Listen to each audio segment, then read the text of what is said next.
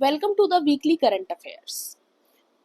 इससे पहले भी हमारी एक वीडियो आई थी जिसके अंदर हमने 1 जून से लेकर 7 जून तक के करंट अफेयर्स को कवर किया और आज हमारी वीकली करंट अफेयर्स पे ये हमारी सेकेंड वीडियो है जिसके अंदर हम 8 जून से लेकर 16 जून तक के करंट अफेयर्स को कवर करेंगे फॉर यूपीएससी 2026। अगर आप यूपीएससी के अलावा किसी स्टेट पीसीएस की भी तैयारी कर रहे हैं तो वहाँ भी आप इन करंट अफेयर्स को कंसिडर कर सकते हैं for national and international news.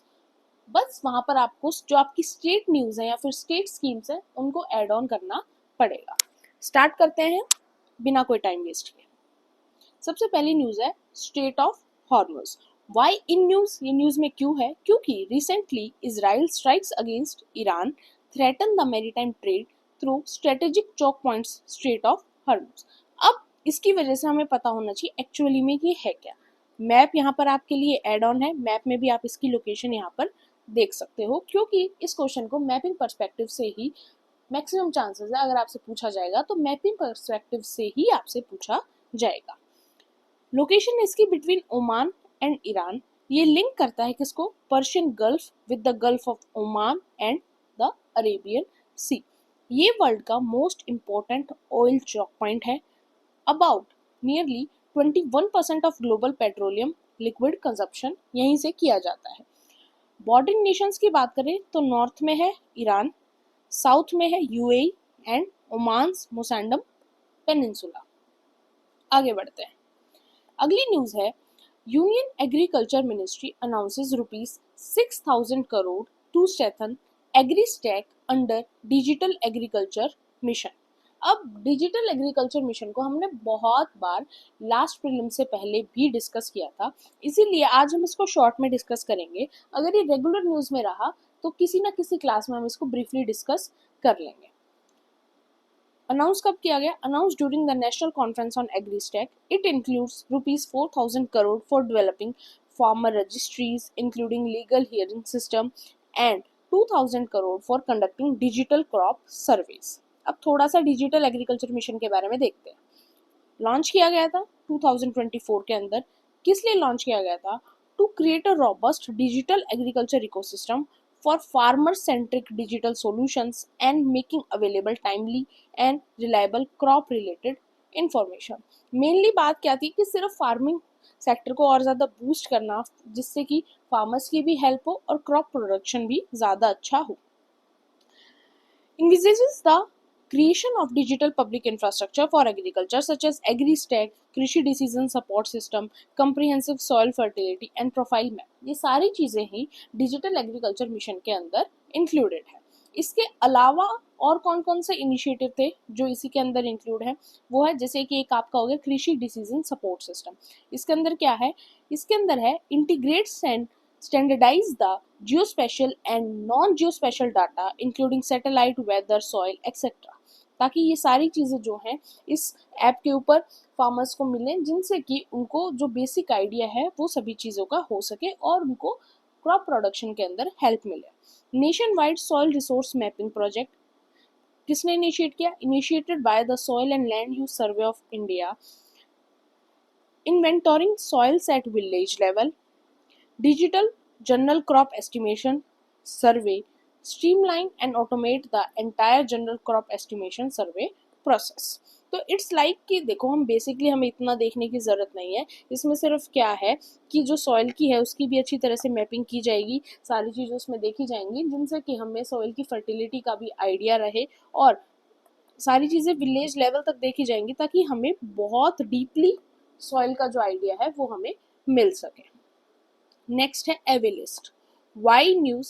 Because AviList the first ever unified global checklist of bird species to aid effective bird conservation becomes live. इसने रिप्लेस किसको किया है? It will replace the International Ornithological Committee and Clements list and will be updated annually. इसको annually update किया जाएगा और इसने इन दोनों चीज़ों को रिप्लेस किया। थोड़ा सा इसके बारे में और देखते हैं। It provides the most current and authoritative taxonomy of the world's birds। Simple सी बात है कि हमें बर्ड्स के बारे में और करंट और जो भी ऑथेंटिक टेक्सोनॉमी है बर्ड्स की उसके बारे में पता चलेगा। ये कोलैबोरेटिव ग्लोबल एफर्ट है that included representatives from BirdLife International, the Cornell Lab of Ornithology, the American Ornithologist Society and the International Ornithologist Union and Avibase. इन सभी का मिलके ये एफर्ट है जिससे कि हमें बर्ड्स के बारे में और ऑथेंटिकली सारी चीज़ें पता चल सके।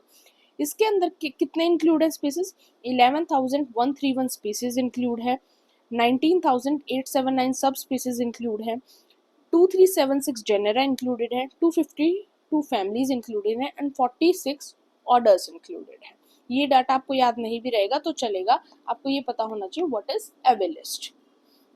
आगे बढ़ते हैं। Aircraft accidental investigation board. अब सिंपल सी बात है, इस न्यूज़ के बारे में आपने सभी ने सुना होगा, जो अभी रिसेंटली अहमदाबाद के अंदर एयर क्रैश हुआ। अब काफ़ी सैड न्यूज़ थी और काफ़ी वायरल न्यूज़ थी, इसलिए हमें सभी को पता चला होगा, लेकिन वो सारी चीज़ें अलग हैं। अब इसकी वजह से काफ़ी चीज़ें सामने आई जो हमें पता होनी चाहिए। उसमें से एक इम्पॉर्टेंट चीज़ है about Aircraft Accident Investigation Bureau. Establish हुआ 2012 के अंदर as an attached office under the Ministry of Civil Aviation. इसकी रिस्पॉन्सिबिलिटी क्या है? It has responsibility to fulfil obligation of the state under Annex 13 to Convention on International Civil Aviation 1944। इसके अंदर क्या क्या मैंडेट किया जाता है? facilitates investigation and administrative work of court or assessors appointed by the central government under aircraft।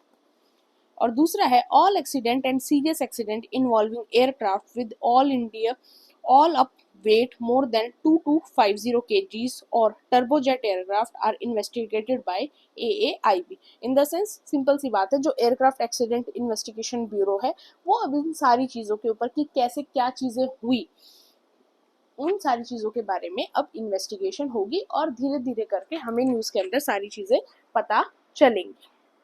देखो, कुछ news ऐसी होती हैं कि जो महीने के लिए या फिर 2 महीने के लिए न्यूज़ में रहती हैं और न्यूज़पेपर के अंदर अलग अलग आर्टिकल्स जो हैं उसके बारे में आते रहते हैं।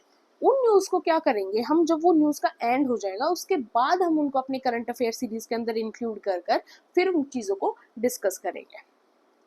नेक्स्ट है global trends report, forced displacement in 2024 released by United Nations High Commissioner for Refugees। अब देखो, हाई चांस है कि इस न्यूज़ से रिलेटेड आपके प्रीलिम्स में क्वेश्चन नहीं आएगा, बट मेंस में इस न्यूज़ से आपको हेल्प मिल सकती है। फोर्स्ड डिस्प्लेसमेंट क्या होता है? ये उस सिचुएशन को रेफर करता है जिसके अंदर person who leave their home, जिसको अपना घर छोड़ना पड़ा, किस वजह से, कोई भी फैक्टर हो सकता है, ह्यूमन राइट वायलेशन की वजह से, डिजास्टर की वजह से, वायलेंस की वजह से, या फिर इन अनएम्प्लॉयमेंट भी एक रीजन हो सकता है जिसकी वजह से आपको अपना देश छोड़ना पड़ा। की हाइलाइट्स क्या हैं? Estimated 123.2 million people world wide were forcibly displaced at the end of 2024, जिसके अंदर चिल्ड्रन कितने हैं? Children account for 40% of all forcibly displaced people। Slightly more than 1/3 of all forcibly displaced people globally were कहाँ से हैं? Sudanese हैं, Syrians हैं, Afghans हैं और यूक्रेनियन है। क्योंकि देखो अब यहाँ पर वॉर की सिचुएशन चल रही थी, सुडान की साइड भी सिविल वॉर की सिचुएशंस थी, यूक्रेन वगैरह के साइड रशिया और यूक्रेन का क्लैश था। तो इन चीज़ों की वजह से मेजरली जो फोर्स डिस्प्लेस पीपल बिलोंग करते हैं लेटेस्ट डाटा के अकॉर्डिंग, वो इन जगह से करते हैं। 5 million people remain internally displays at the end of 2024। तो ये डाटा आपको याद रखने की जरूरत नहीं है, आप बेसिक चीज़ें ले सकते हो यहाँ से। अगर आपको मेंस के अंदर आंसर लिखना पड़ा तो वहाँ पर आप इस 3 चीज़ों को ऐड ऑन कर सकते हो to make your answer more relevant. अब क्वेश्चन ये भी हो सकता है कि challenge posed by forced displacement. पहला, वल्नरेबल टू फूड इनसिक्योरिटी। क्यों? क्योंकि due to disruptive livelihoods, dependency on aid and logistical challenges in refugees camp और कन्फ्लिक्ट जोन्स। दूसरा हो सकता है public expenditure shock, increasing government spending on the part of host government, जो भी country के अंदर आप डिस्प्लेस करोगे वहां पर। थर्ड हो सकता है social tension, competition over scarce resources can lead to tension between host communities and displaced population. और फोर्थ आपका सिंपल सी बात है, आप कहीं पर जाओगे तो वहां पर आपको जाते ही काम तो नहीं मिलेगा, तो फोर्थ आपका अनएम्प्लॉयमेंट इशू। तो ये कुछ चैलेंजेस हैं जो फोर्स डिस्प्लेसमेंट की वजह से लोगों को फेस करने पड़ते हैं। नेक्स्ट है successful trial of the hybrid unmanned aerial vehicle UAV Rudrastra conducted at Pokhran Rajasthan. अब ये देखते हैं क्या है। Rudrastra demonstrated vertical takeoff and landing capabilities, extended flight range, real-time surveillance और acute target engagement over a range of 50 kilometers।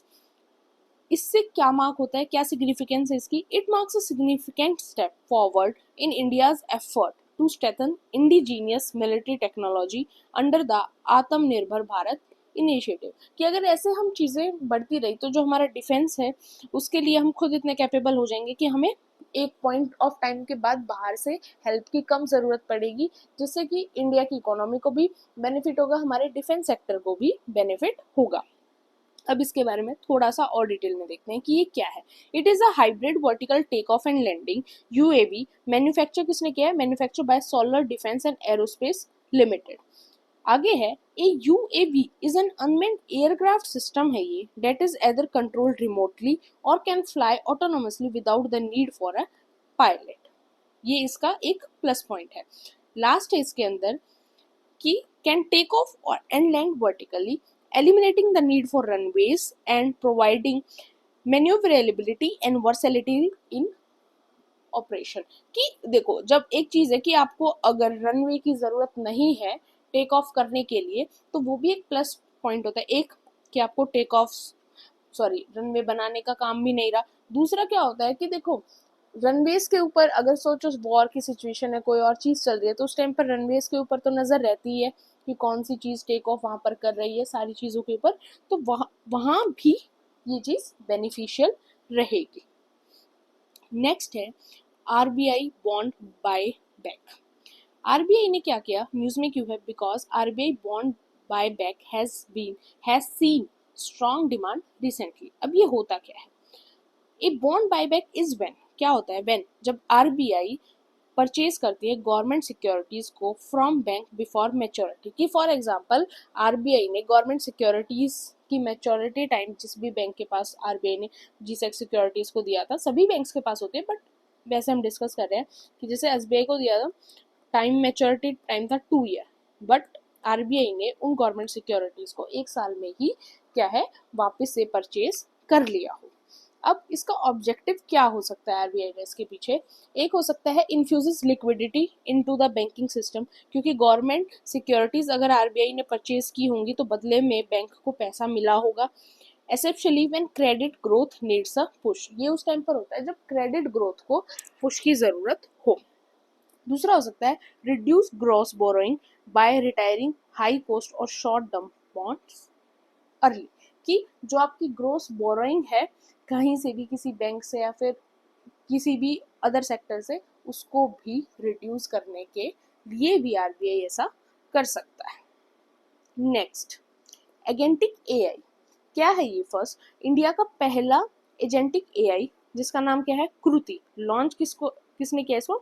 कृत्रिम। कृत्रिम क्या है? कंपनी का नाम है, जो क्या कर सकता है? कैन बुक कैब्स, पे bills and perform other tax. इसके बारे में थोड़ा सा और अच्छी तरह देखते हैं। ये एक रेफर करता है एआई सिस्टम को that can automatically make decisions, take actions and adapt to changing environment. मतलब आप मान सकते हो एआई की जैसे ग्रोथ चल रही है, कुछ टाइम के बाद आपको हर चीज एआई से रिप्लेस होती दिख जाएगी।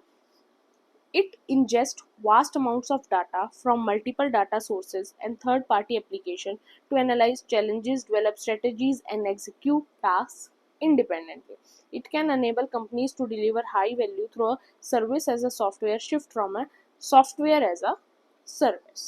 तो ये इसका मोटो है, इतना याद रखने की जरूरत नहीं है, नाम पता होना चाहिए। नाम कृति है, कंपनी का नाम क्या है और किस चीज़ के लिए कैब्स बुक करने के लिए बिल्स जो पे हैं वो सब कुछ ऑटोमेटिकली एआई से हो जाए, उन चीज़ों के लिए इसको इंट्रोड्यूस किया गया है।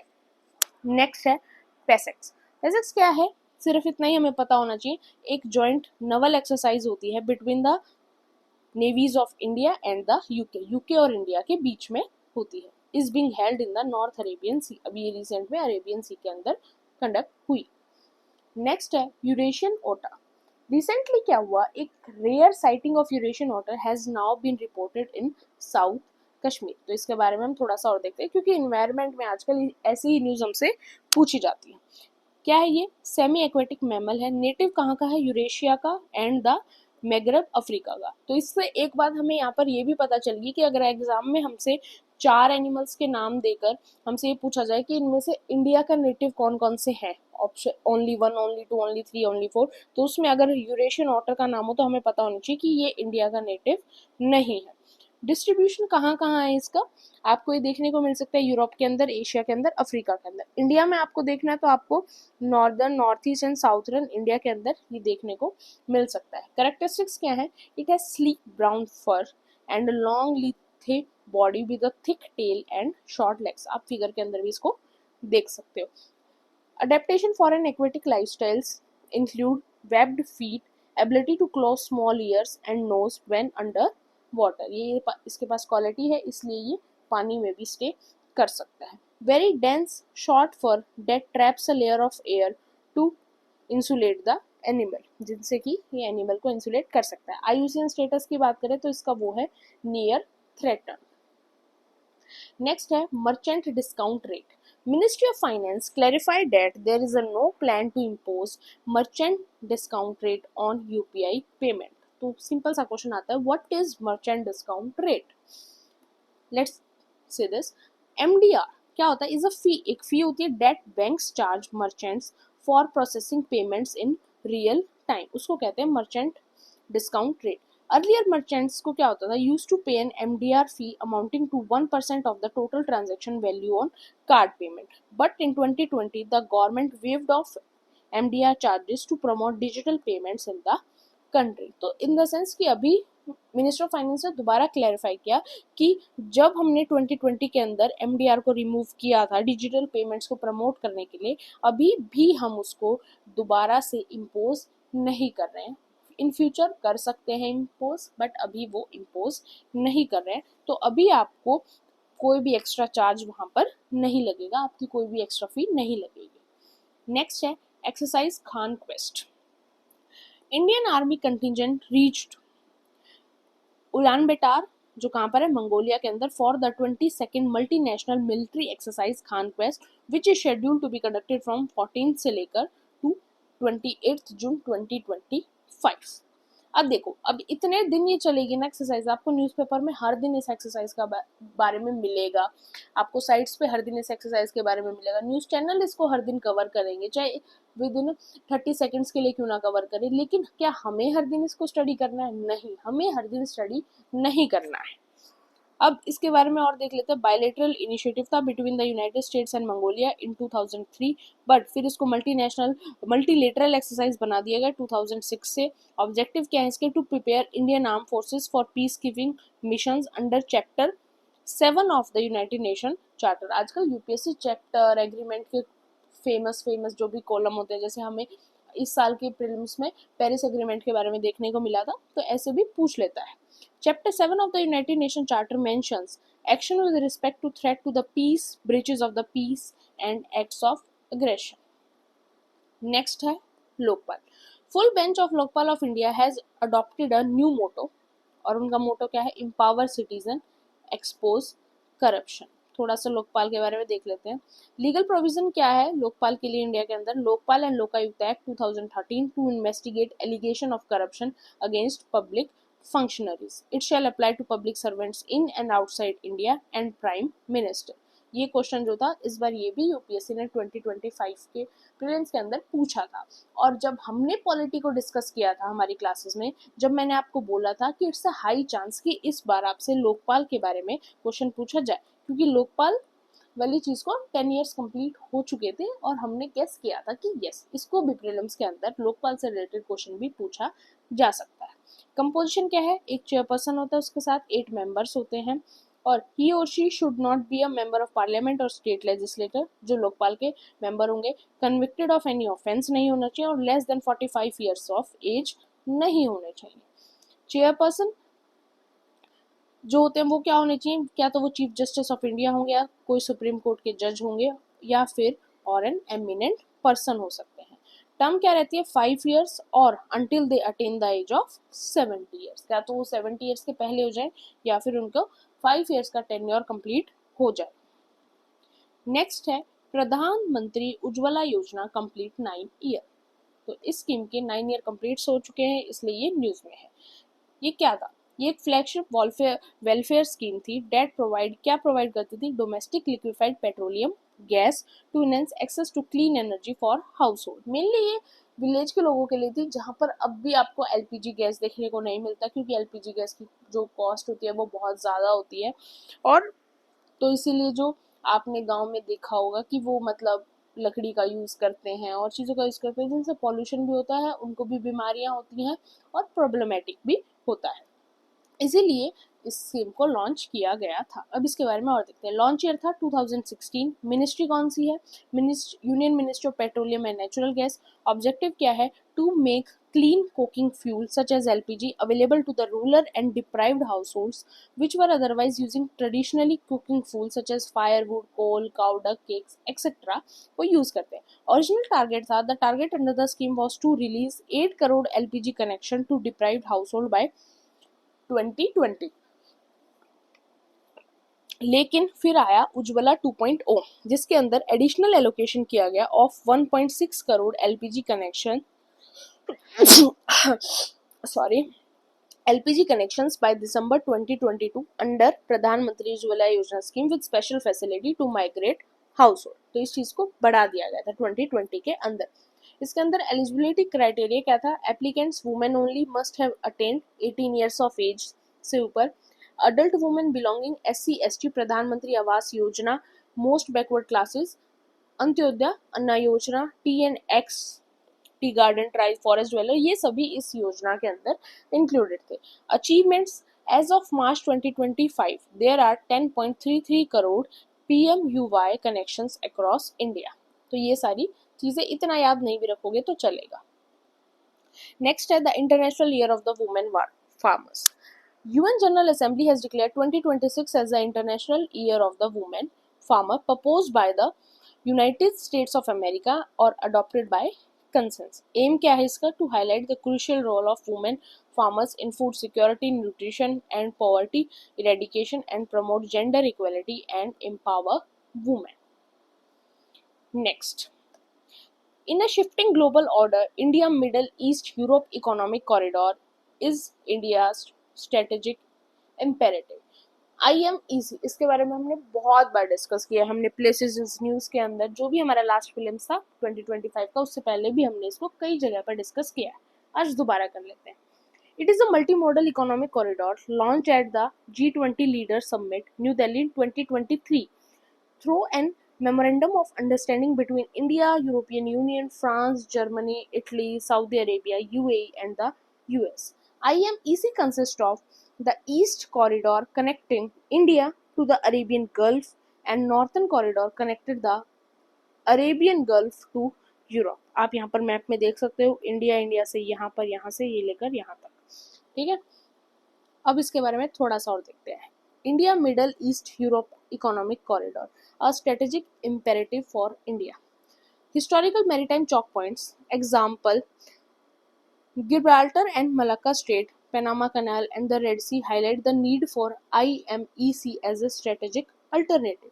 Global crisis जैसे कि Russia Ukraine war had revealed vulnerabilities to the supply chains, इसलिए ये इम्पोर्टेंट था। Improved multimodal connectivity.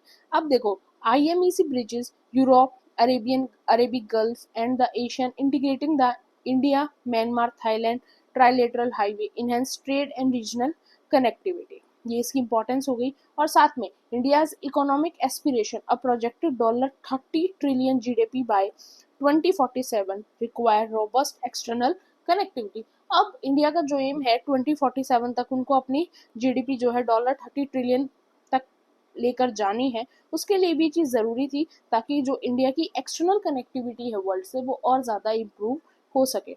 और क्या इंपॉर्टेंस है इसकी? Trade efficiency aims at reducing the time and cost of transporting goods from India to Europe by 40 to 30% respectively। कि इससे क्या होगा, जो इंडिया और यूरोप के बीच में ट्रेड है उसके अंदर भी टाइम और जो कॉस्ट है वो रिड्यूस होगी 30 to 40%, जो इंडिया के लिए काफ़ी बेनिफिशियल है। IMC is not just a trade route, it envisioned as a multi-modal economic corridor integrated, जिससे energy grid, transport system and digital solution सारी चीज़ें इंटीग्रेट होती हैं। तो इसको हम सिर्फ एक ट्रेड रूट नहीं मान सकते, इसके साथ इंडिया की और भी ज़्यादा एस्पिरेशंस जुड़ी हुई हैं। अब एक कॉमन सा क्वेश्चन आता है, what are maritime choke points, ये क्या होता है? डेफिनेशन क्या है इसकी? They are strategic narrow passage होता है जो कनेक्ट करता है टू लार्ज एरियाज को and serve as critical waterways facilitating international trade. जो टिपिकली क्या होता है, दे आर टिपिकली स्ट्रेट्स और canals where high volumes of traffic coverage creating vulnerabilities due to structural risk, geopolitical tensions and piracy. मतलब आपने जो Swiss canal है, Panama canal, ये सारे क्या हैं? ये सारे मैरीटाइम चौक पॉइंट्स हैं कि जिनसे कि दो लार्ज एरियाज के बीच में ट्रेडिंग और ज़्यादा इजी हो जाती है, क्योंकि डिस्टेंस कम हो जाता है, डिस्टेंस कम होगा तो कॉस्ट कम हो जाती है। तो उस टाइप से वो क्या होता है, मैरीटाइम चौक पॉइंट्स होते हैं। तो अब इंडियन ओशन के अंदर दो चौक पॉइंट्स हैं। एक है मलाक्का स्ट्रेट, जो किसके बीच में ला करते हैं? Between Malaysia, Singapore and Indonesia island of Sumatra. ये लिंक करती है साउथ एशिया को और वेस्टर्न पैसिफिक को टू द इंडियन ओशन से। अब दूसरा है हॉर्मुज स्ट्रेट, जिसको हमने पीछे अभी डिस्कस किया ही था। नेक्स्ट और लास्ट न्यूज है आज की, पैरासिटिक वास्प। रिसेंटली क्या हुआ, न्यू स्पीसीज जिसका नाम था लॉसगना ओसिडेंटलिस, प्रोनाउंसिएशन गलत हो सकती है क्योंकि मैं बायो स्टूडेंट नहीं हूँ, और वैसे भी मतलब बायो के टर्म्स जो होते हैं वो प्रोनाउंस करने में काफ़ी डिफिकल्ट होता है। Of parasitic wasp was discovered in Chandigarh. अब इसके बारे में थोड़ा सा और डिस्कस करते हैं। अपीयरेंस कैसा है उसका? Small flying insect with many species being smaller than a millimetre, found in multiple families within the insect order Hymenoptera including the sawflies, bees and wasp. Key characteristics क्या हैं? Adults primarily feed on the pollen and the nectar of the flowers, solitary, do not build hive or report to the queen, and they lay their eggs inside other insects to complete their life cycles, altering its behavior and eventually killing them. Significance क्या है? To control pest, prevent invasive species, etc. तो बस ये थोड़ी सी environment से related आजकल कुछ भी आ जाता है एग्जाम में, तो इसलिए सभी स्पीसीज जो न्यूज़ में हो उनको तो हमें कवर करना पड़ता ही है, तो इसलिए मैंने इसको भी यहाँ पर कवर कर दिया। इसके अलावा लास्ट वीक ऐसी कोई न्यूज़ नहीं रही जो बहुत ज़्यादा इंपॉर्टेंट थी, एग्जाम में आने के उसके चांसेस थे। This is all about today's lecture. Hope आपको वीडियो अच्छी लगी हो। डाउट हो, प्रॉब्लम हो, आप कमेंट सेक्शन में मेंशन कर सकते हो, आप मुझसे इंस्टाग्राम पे डिस्कस कर सकते हो, आप टेलीग्राम पे डिस्कस कर सकते हो। पीडीएफ आपको टेलीग्राम चैनल के ऊपर मिल जाएगी, टेलीग्राम चैनल का लिंक आपको डिस्क्रिप्शन बॉक्स में मिल जाएगा। और आप इसी तरह अगर मेंस की तैयारी करना चाहते हो with in 4 to 5 months for UPSC 2026 और यूपीएससी 2027, तो उसके लिए आप मेरा मेंस कोर्स ज्वाइन कर सकते हो। ज्वाइनिंग लिंक जो है वो आपको मेरे चैनल के ऊपर मिल जाएगा। आपको कोई डाउट हो क्या क्या उसके अंदर इंक्लूडेड होगा, डेमो क्लासेस भी ऑलरेडी मेंशन है चैनल के ऊपर, फिर भी कोई डाउट हो तो आप वो भी मुझसे डिस्कस कर सकते हो और उसके बाद अपना डिसीजन ले सकते हो। Thank you and don't forget to subscribe my channel, like and share.